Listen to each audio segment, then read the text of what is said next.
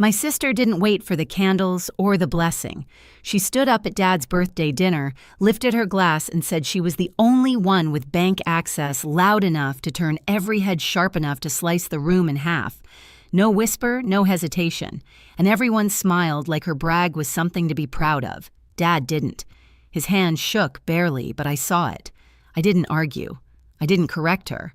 I just held the weight of the bank's earlier call and realized our family was seconds from breaking open. Tell me, what would you have done, May? My name is Rose, and the strange thing about growing up in my family is how easily you can disappear, even while sitting at the same dinner table. Everyone talks, everyone laughs, but somehow your voice slips between the cracks before anyone hears it. That's how it's always been between me and Emily. She fills the room and I steady it. She performs, and I make sure the pieces behind her don't fall apart. People assume I'm quiet because I'm shy. The truth is quieter than that. I learned early that in our house, harmony mattered more than honesty. If Emily glowed, we all pretended the light was warm.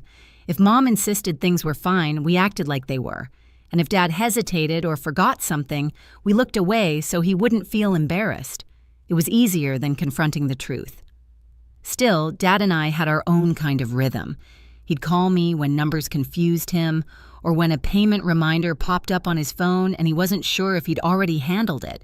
I never made a big deal out of it.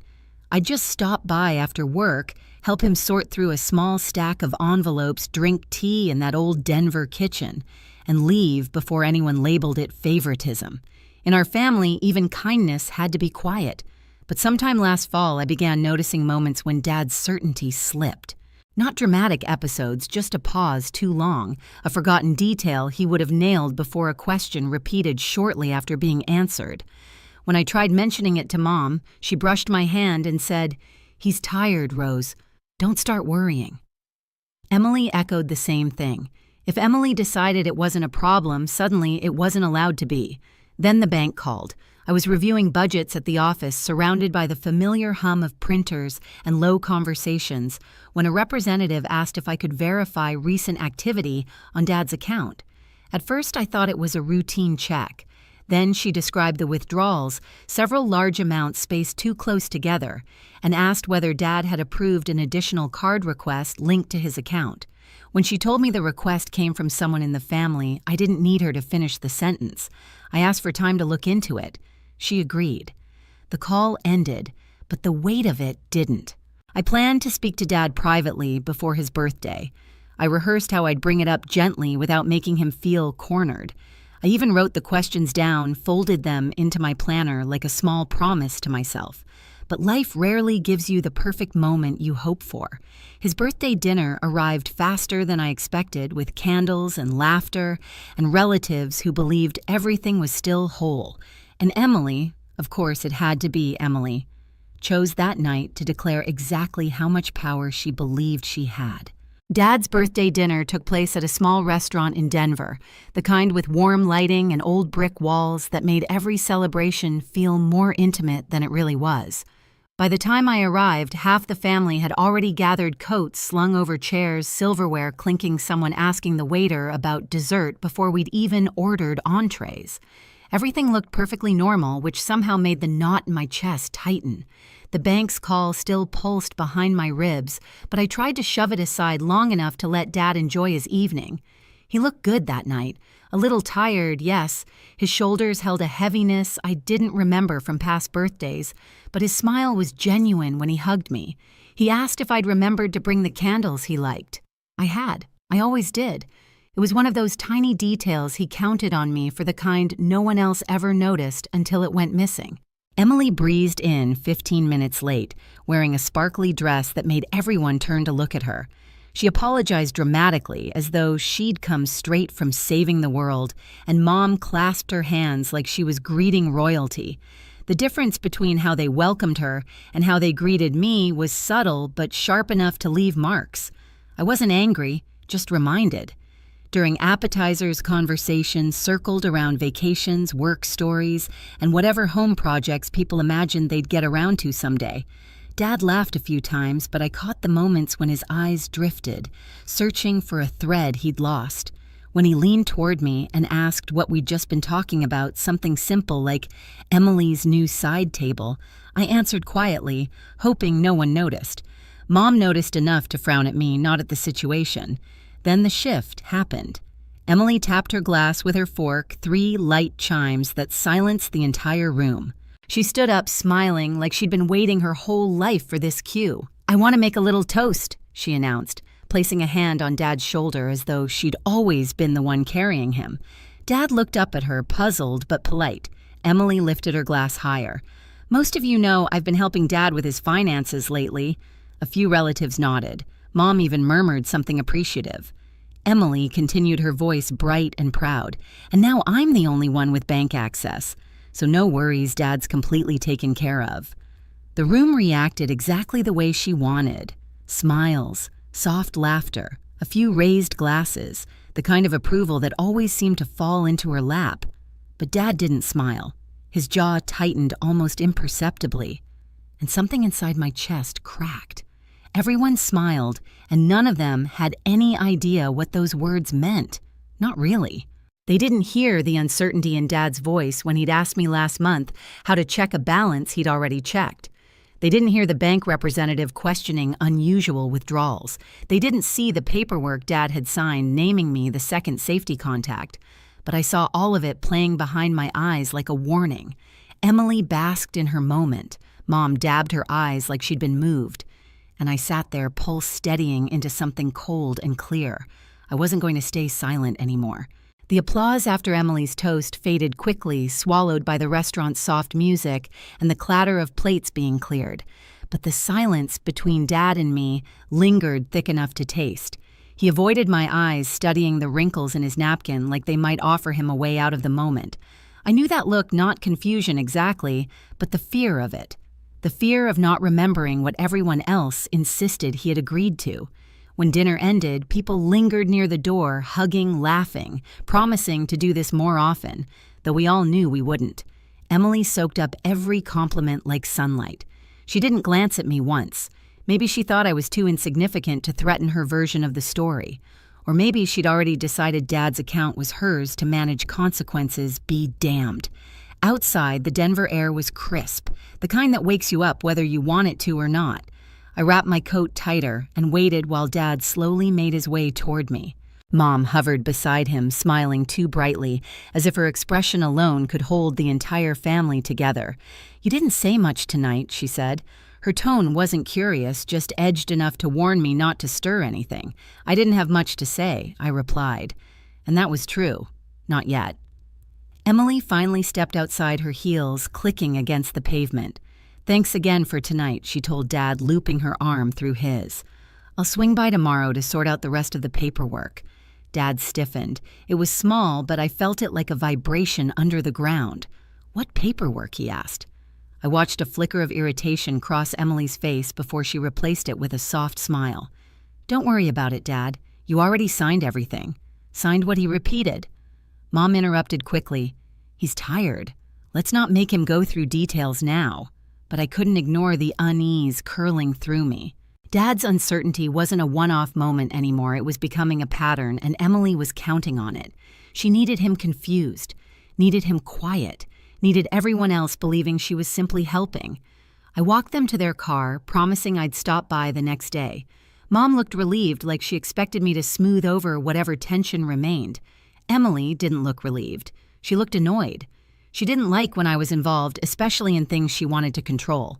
When I got home, I turned on the smallest lamp in my living room, the one that cast a warm circle over the coffee table. I pulled out the folder Dad kept in his drawer, policies, statements, payment logs, and spread them across the table. It didn't take long to find the inconsistencies. Withdrawals too close together, notes in Dad's handwriting that didn't sound like him, a request form with Emily's signature where his should have been. My hands didn't shake. I wasn't overwhelmed. I was strangely calm, like my mind had already decided something before I consciously realized it. This wasn't a misunderstanding. It was a pattern, and patterns break only when someone refuses to look away. I leaned back, staring at the papers lit by the soft lamp, and felt something inside me settle. The truth needed a place to land, and it wasn't going to wait another day. The next day felt strangely quiet, like the hours were holding their breath. I drove to Dad's house just before noon, half expecting Emily's car to already be in the driveway. It wasn't. The absence should have comforted me, but instead it made my pulse tap faster. Emily loved getting ahead of me. If she hadn't shown up yet, it meant she was planning something bigger than a head start. Dad answered the door slowly, leaning heavier on the frame than usual. His eyes lit up when he saw me, but there was tiredness there too, like he'd wrestled with thoughts he couldn't untangle. Inside, the morning light fell across the kitchen table where a half-finished cup of tea cooled beside his glasses. He gestured for me to sit, rubbing his forehead as he lowered himself into the chair opposite me. "Rose," he said, "did we talk about something yesterday I can't quite remember?" My heart squeezed. Not because he forgot, but because he knew he forgot. That awareness was a wound in itself. I kept my voice soft. "We didn't really get the chance to talk, Dad, but we need to now." Before I could continue, a car door slammed outside. Emily's heels clicked up the walkway. Mom followed her, carrying a folder thick enough to make my jaw tighten. They walked in without waiting to be invited the way people do when they're convinced they belong more than you do. Emily's smile was too bright. Perfect timing. I brought the rest of the documents Dad needs to finalize. Finalize what Dad asked, eyebrows pulling together. She ignored the question. Mom didn't even look in my direction.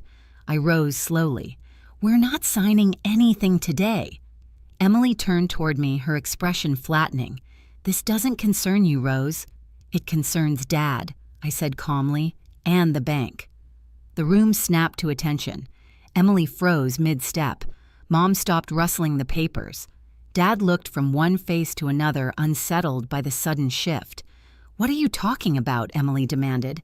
I reached into my bag and placed the printed statements on the table, withdrawal notes, the attempted request for a secondary card. Dad stared at them as if they were written in another language. "I got a call," I said, keeping my voice steady. "They flagged these payments. They thought something might be wrong." Mom bristled. "You should have come to us first." "I was going to," I answered. "But last night changed things," Emily scoffed. "Oh, please." "Because of a toast, you're so dramatic." "You said you had full bank access," I replied. "In front of everyone." "Because I do," she shot back. Dad's gaze whipped to her. "Since when?" Emily faltered. "Just slightly, but enough to reveal the crack." "Dad, we talked about this. You said I could help. You signed the forms." He shook his head slowly. "I don't remember that." Mom stepped in quickly, too quickly. "Honey, you were tired that day. Let's not make this bigger than it is." But I wasn't looking at her. I was looking at Emily, and she was losing her grip. "I'm the one the bank called," I said, "because Dad listed me as his safety contact. They needed to confirm whether someone in the family was withdrawing large amounts on his behalf."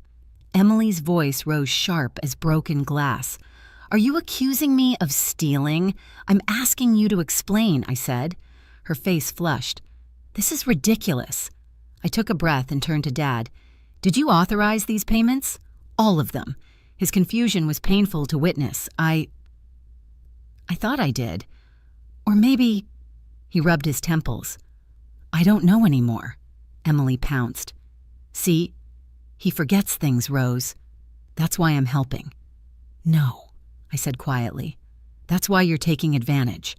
The silence that followed was thick and electric. Mom inhaled sharply. Emily's jaw dropped open, her voice exploding into a pitch I'd never heard from her. Called about what? It was the same tone she'd used the night before, but this time there was no audience to charm, just truth, cornering her from all directions. "About irregular activity," I answered. "About a request for a card in your name. About withdrawals Dad didn't confirm." Dad stared at Emily, eyes wide with something close to fear. "Emily, did you do that?" She opened her mouth, closed it, then tried again. "I was just trying to make things easier. You've been overwhelmed."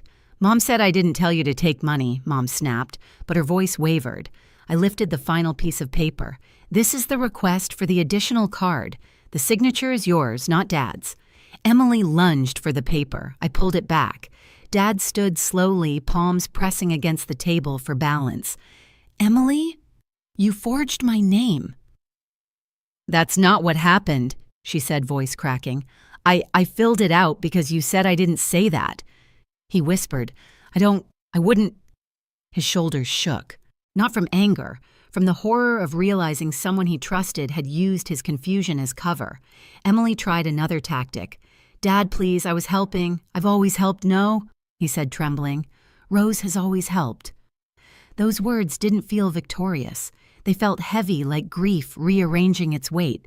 Emily backed away, eyes darting between all of us, searching for the old family choreography that always placed me in the background and her in the spotlight. But the script had changed, and she knew it. Give me your keys, Dad said suddenly. Emily blinked. What the house keys? And the bank documents? Everything. You can't be serious. But he was. He held out his hand. It shook, but not from hesitation. When she didn't move, he turned to me. Call the bank, Rose. Tell them I want all access revoked except yours, and ask them to investigate the rest. Mom gasped. Emily's face went slate white. You're choosing her over me, she choked out. I'm choosing the truth, Dad said. And the truth is, I don't trust you right now. Emily covered her mouth with her hand, breathing hard. You'll regret this. Dad shook his head. I already regret what I didn't see. She stormed out, slamming the door hard enough to rattle the hinges. For a long moment, no one spoke. Then Dad turned to me, eyes glassy. I'm sorry, Rose. I should have listened. I should have noticed. I took his hand gently. You trusted the wrong person. It happens. What matters is what we do now. He nodded, sinking into his chair. And for the first time in years, the house felt honest. Broken, yes, but honest. The bank moved fast once Dad made the call. By the next morning, they confirmed all access linked to Emily had been revoked. An internal review began, and for the first time in months, Dad looked like he could breathe. The weight pressing on his shoulders eased, replaced by something fragile but real clarity.